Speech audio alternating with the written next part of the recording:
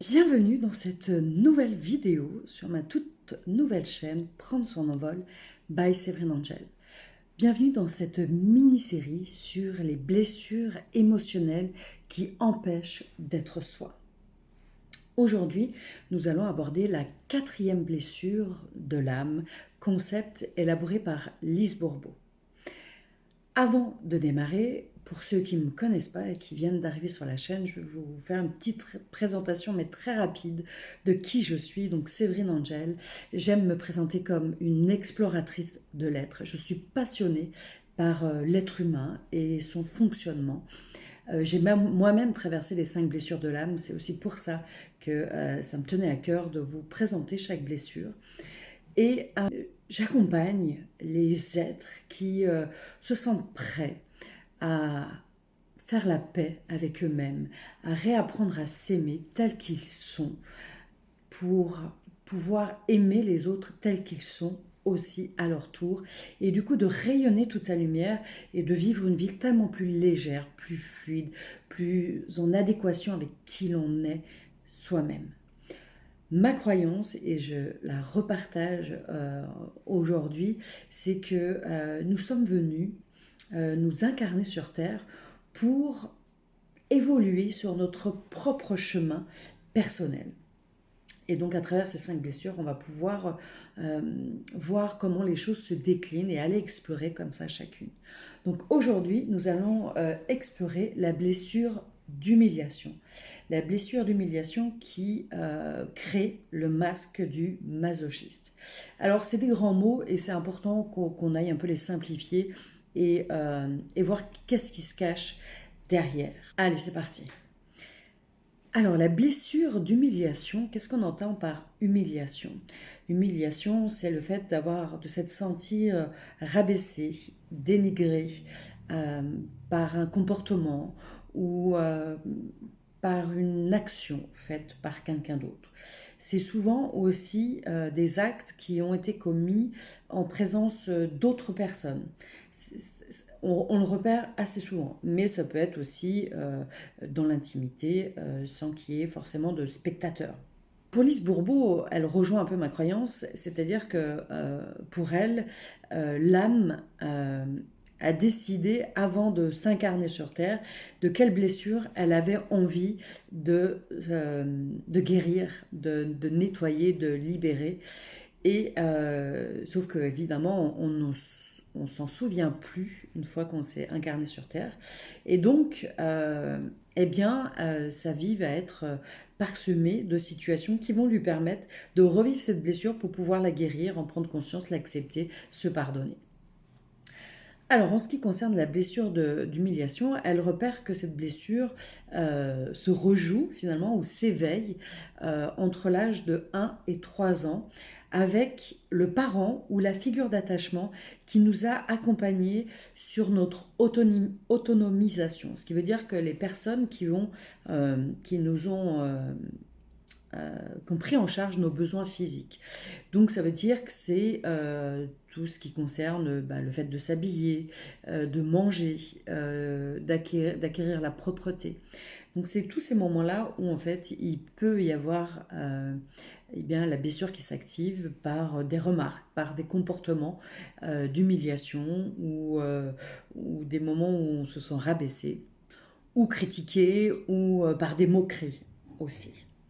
Donc voilà, donc typiquement ça peut être des moments où par exemple quand on est enfant et qu'on fait pipi dans sa culotte et qu'on prend une réflexion et qui est d'ailleurs pas forcément mal intentionnée. Bon, souvent quand même la blessure d'humiliation c'est voilà, c'est quand même des discours ou des actes qui ont été vraiment dans le dénigrement ou dans la critique très forte, mais ça peut être aussi simplement le faire remarquer.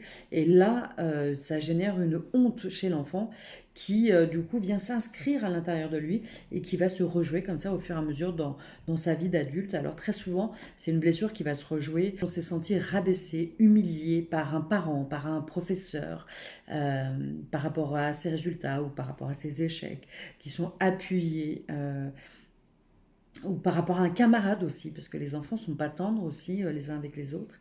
Et souvent, ça va être celui qui va être le bouc émissaire dans le groupe, celui dont on va se servir pour fédérer le groupe, et donc on va venir appuyer. Et du coup, la façon de survivre à cette situation, finalement, qu'on va intégrer, ça va être par le rire. Voilà, on va rire avec les autres de soi-même, même si du coup on a été profondément blessé. Alors, ce qui est aussi très intéressant, je trouve, dans le concept de Lise Bourbeau, c'est qu'elle a détaillé tout un tas de caractéristiques physiques, entre autres, et moi je trouve que c'est amusant de parcourir ces caractéristiques qui peuvent parfois être amusantes, anecdotiques, mais sur lesquelles vous pouvez aussi vous retrouver. Sachant encore que, du coup, j'en profite pour le redire, c'est que on a tous traversé toutes les blessures. Il y en a qui ont été prédominantes. Ensuite, ces comportements-là qui vont être décrits, ils s'activent quand on porte le masque, quand on se sent en situation de risque. Donc c'est à ce moment-là qu'on enfile le masque. Et c'est à ce moment-là que du coup les comportements se mettent en place. Ce qu'il faut savoir aussi, c'est que on peut porter plusieurs masques dans la journée. En fonction des blessures que l'on a, on peut au fur et à mesure changer de masque. Ou on peut, à l'inverse, garder le même masque pendant plusieurs semaines, plusieurs mois, plusieurs années. Et puis, une autre blessure peut se révéler sur le tard. Ça, c'est aussi important de l'avoir en tête. Voilà, il n'y a pas une règle prédéfinie et vraiment, les choses s'activent en fonction de la façon dont on a vécu la blessure et puis en fonction des situations qui nous sont proposées ensuite et notamment dans notre vie d'adulte, puisque c'est de ça dont il s'agit aujourd'hui. Alors, au niveau des caractéristiques physiques, ce sont des personnes qui ont une corpulence plutôt ronde, grosse, avec des yeux, des grands yeux aussi, tout ronds, mais des yeux qui portent l'innocence d'un enfant. On voit vraiment beaucoup de générosité dans les yeux. C'est des personnes qui sont en général de petite taille. C'est des personnes qui ont un gros cou bombé. C'est souvent des personnes qui ont des douleurs, qui ont des tensions dans le cou. Donc, ils ont un visage rond. Au niveau du comportement alimentaire, ils ont plutôt une tendance boulimique ou à manger plusieurs petites portions. Ils sont dans le trop. Donc ça peut être soit la boulimie, soit au contraire l'anorexie, mais ça reste quand même généralement la boulimie de toute façon, qui vont porter des vêtements qui les désavantagent, très clairement. Ils vont pas se mettre en valeur. C'est des personnes qui aiment manger des aliments gras, riches en gras, ou le chocolat, qui vont avoir honte quand ils vont s'offrir, quand ils vont acheter ou manger une sucrerie. C'est des personnes qui vont avoir tendance à faire souffrir leur corps dans la surdose alimentaire et qui du coup va être en difficulté pour digérer toute cette masse-là. Donc le corps va vraiment être en peine pour faire face à ce trop. Au niveau de la voix, c'est une voix qui est comment dire, presque enjouée, qui donne toujours le change d'être intéressé par tout ce qui est dit, par tout ce qui l'entoure. Après, j'aime bien aussi vous partager d'autres caractéristiques qui sont peut-être plus anecdotiques, mais que j'aime beaucoup. Et notamment celle de la danse, sur le fait d'aimer ou pas danser. Alors, la personne qui porte cette blessure-là aime beaucoup danser et révèle à travers la danse sa sensualité, parce que ce sont des personnes qui sont très sensuelles. Au niveau des voitures, en général, ils ont des petites voitures où ils sont à l'étroit dedans, qui sont trop étroites pour eux. Et c'est pareil pour la façon de s'asseoir. Souvent, ils vont choisir des chaises qui sont trop étroites. Et ils vont avoir tendance à s'asseoir avec les jambes écartées. C'est anecdotique, mais des fois, ça peut parler. Vraiment, observez-vous et du coup, ça peut être. Enfin, je trouve que ça peut être intéressant. Voilà. Après, c'est à apprendre aussi. On ne peut pas avoir toutes les caractéristiques, mais des fois, ça peut éveiller. Ça peut éveiller quelque chose en nous. Et c'est vraiment ça l'idée, en fait, hein, d'aller explorer et de partager ce concept de Lise Bourbeau. C'est que du coup, ce qui est important quand on a traversé cette blessure-là, c'est d'en prendre conscience. C'est le premier pas, c'est d'en prendre conscience et ensuite l'accepter. Alors quand on en prend conscience, mais ça on le reverra aussi après, mais en général, on est en résistance ou ça nous met en colère et on n'a pas envie de le voir. C'est la première étape. Au niveau du vocabulaire, on va souvent employer gros, petit, indigne, digne, je dois me sacrifier, je n'ai jamais de temps pour moi, je fais honte à mon mari, je fais honte à mes enfants ou mes enfants me font honte.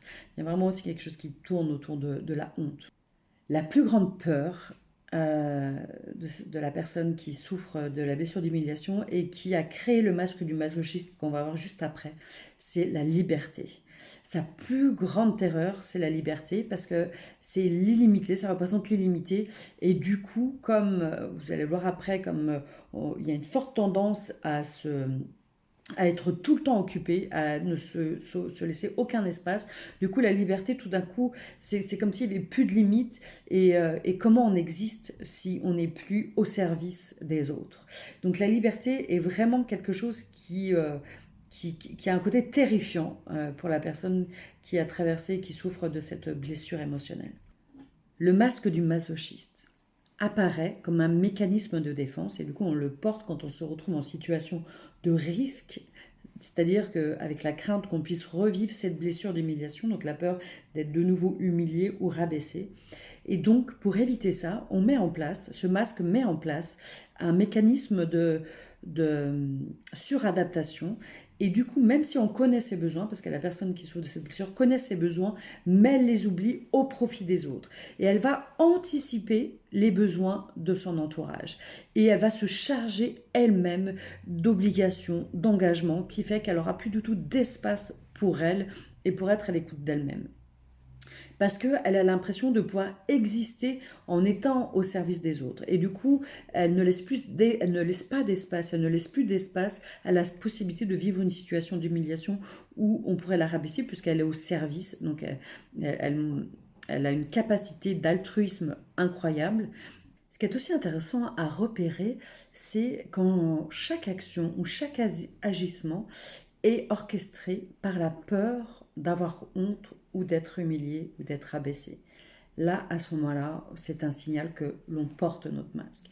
Et de toute façon, quelle que soit la blessure d'ailleurs, nous agissons toujours pour être aimés ou par peur de perdre l'amour. Alors, au niveau du caractère, les personnes qui portent cette blessure sont des personnes qui vont facilement avoir honte d'eux-mêmes ou avoir honte des autres ou avoir honte de ses propres agissements ou parfois même de faire honte aux autres. Parce que parfois, le mécanisme, du coup, se retourne et on l'a tellement nourri à l'intérieur de nous que, du coup, il devient aussi un mécanisme en nous. Ce sont des personnes qui connaissent très bien leurs besoins, mais qui les oublient complètement au profit des besoins des autres, qui vont avoir tendance à combler et à anticiper même avant. Ils ont la capacité de se charger aussi d'engagement, d'obligations, sans qu'on leur demande, mais du coup ils ne se laissent plus aucun espace. Ils ont le don aussi de se sacrifier. Ce sont des personnes qui n'aiment pas aller vite. Vraiment, ça c'est quelque chose qu'elles n'aiment pas du tout. Ce sont des personnes qui sont hypersensibles, qui contrôlent beaucoup pour éviter de prendre le risque de se retrouver dans une situation d'humiliation. Du coup, le fait d'avoir le sentiment de pouvoir contrôler permet de parer à chaque éventualité. Ce sont des personnes qui vont beaucoup se comparer, qui se sentent indignes, qui se sentent inférieures aux autres. Ce sont des personnes qui vont eux-mêmes s'humilier, qui se traitent de gros, qui s'accusent de manquer de volonté, qui s'accusent de profiter des situations. Ce sont des personnes qui ont honte de leur sexualité, qui sont très sensuelles, mais qui ne sont pas du tout à l'écoute de leurs propres besoins sexuels. Ce sont des personnes qui compensent et se récompensent par la nourriture. L'ego va tout faire pour maintenir le masque. Et du coup, pour cela, il va nous faire croire que de prioriser les besoins des autres et de répondre à tous les besoins des autres, eh bien, en fait, correspond à notre besoin. Ça nous fait plaisir de s'oublier pour répondre aux besoins des autres. Ça, voilà. Et vraiment, c'est encore une fois important de comprendre que l'ego n'est pas là pour nous entraver, mais pour nous protéger. Et pour lui, si on abandonne notre masque, on prend un risque de se mettre en danger. Du coup, il préfère que maintenir à tout prix le masque pour ne prendre aucun risque. Il va aussi toujours trouver des excuses aux situations ou aux personnes qui sont autour de lui. Au niveau des qualités, ce sont des personnes qui sont joviales, qui mettent à l'aise les autres, qui sont altruistes, qui ont une belle capacité pour repérer les besoins des autres, qui savent reconnaître les talents des autres. Ce sont de formidables organisateurs. Ils sont audacieux, ils sont aventuriers, excellents médiateurs et conciliateurs. Et ce sont des personnes sensuelles. Alors, passons aux signes de guérison. À quel moment on commence à être sur ce chemin-là? Alors, peut-être que c'est important de se redire le mécanisme qui se met en place dans un processus de guérison. La première chose, c'est déjà de prendre conscience de la blessure, de la reconnaître. Ça, c'est la première étape. Souvent, s'ensuit la deuxième étape qui va être la résistance, la colère, de se rendre compte de tous ces signaux de souffrance ou de comportement qui ne nous plaisent pas. On va être dans la résistance, on va pas vouloir y voir. Se pardonner, se donner le droit d'avoir souffert, se donner le droit d'avoir été en colère, d'en avoir voulu à ses parents. Et puis, effectivement, arrive cette étape d'acceptation, que la vie est remplie d'expériences et que ces expériences-là sont là pour nous faire évoluer et qu'aujourd'hui, en tant qu'adulte, on est en capacité de faire face. Et on n'est plus dans cette fragilité de l'enfant qui est perméable à toutes les émotions et qui n'est pas en capacité, qui n'a pas la maturité pour faire face. Et qu'aujourd'hui, en tant qu'adulte, on a cette responsabilité de prendre soin de soi.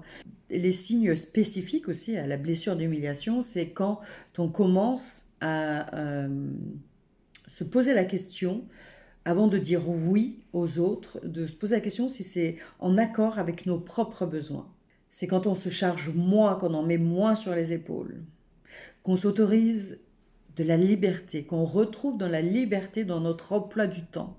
Et c'est quand tu es en capacité de demander de l'aide sans avoir peur de déranger ou d'embêter les autres. Voilà ces signes de guérison qui parsèment le chemin. Maintenant, je vais te proposer de passer à un exercice pratique, une expérimentation.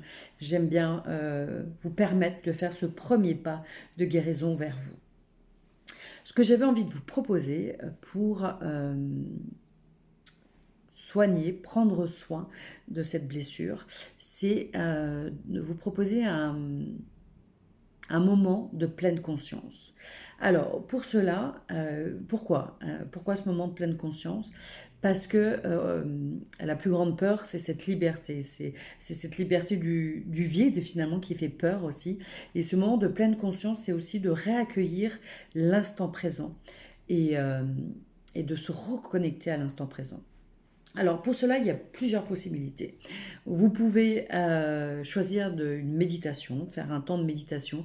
Le Village des Pruniers, qui a une chaîne YouTube qui s'appelle Plume, ou le Village des Pruniers, ou une application qui s'appelle Plume Village, a beaucoup de méditations guidées qui sont fort intéressantes et qui, du coup, vous permettent juste de prendre ce temps de l'instant présent. Donc de toute façon, vous pouvez le faire aussi vous-même, c'est-à-dire de prendre quelques minutes et juste de prendre conscience que quand vous inspirez, vous êtes en train d'inspirer. Mettre de la conscience sur ce moment-là. Quand vous expirez, vous expirez. Et puis peut-être aussi de pouvoir vous accorder un sourire de vous à vous. Vous pouvez, pendant ces instants-là aussi, vous répéter des phrases qui vont venir nourrir, qui vont venir guérir. C'est ce qu'on appelle effectivement les affirmations ou des mantras. Et je vais vous en mettre plusieurs dans la description et puis vous choisirez celle qui vous convient. Vous pouvez aussi les créer sur mesure.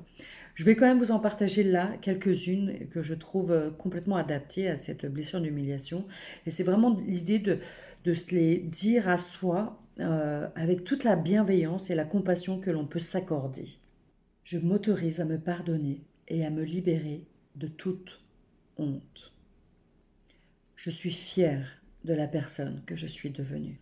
Je suis une âme forte et résiliente, capable de surmonter toutes les épreuves, toutes les situations. Je suis aimée, appréciée et respectée telle que je suis. Je suis fière de la personne que je suis et des choix que je fais.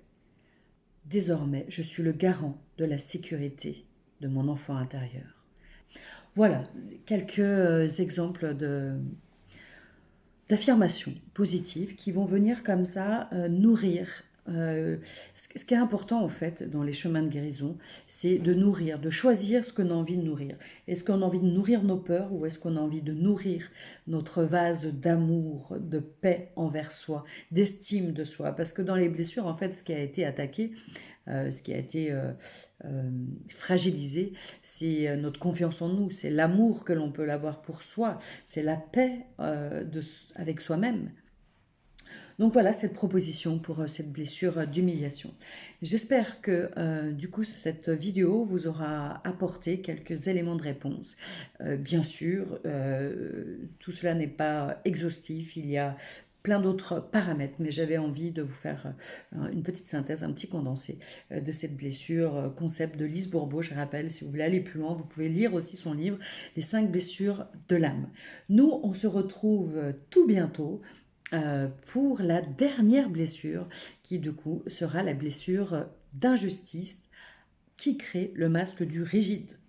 Voilà, donc n'hésitez pas à liker, à vous abonner, et puis si vous voulez me contacter, si vous vous sentez prêt à faire ce chemin envers vous, eh bien, effectivement, il n'y a pas de secret, il faut se faire accompagner. Moi, je l'ai fait. Donc, je vous propose, si vous sentez que mon énergie résonne, je vous mets ici mon adresse mail. Vous me contactez par mail et puis on se contacte. Je vous souhaite une agréable fin de journée, une agréable soirée, tout dépend quand est-ce que vous regarderez. N'hésitez pas aussi à me partager en commentaire si vous avez des questions, si vous avez des retours d'expérience aussi à me faire ou si vous voulez compléter. Vous êtes les bienvenus avec grand plaisir. J'aime beaucoup vous lire dans vos commentaires. Je vous dis à tout bientôt et merci pour votre écoute, merci pour votre confiance. Ciao!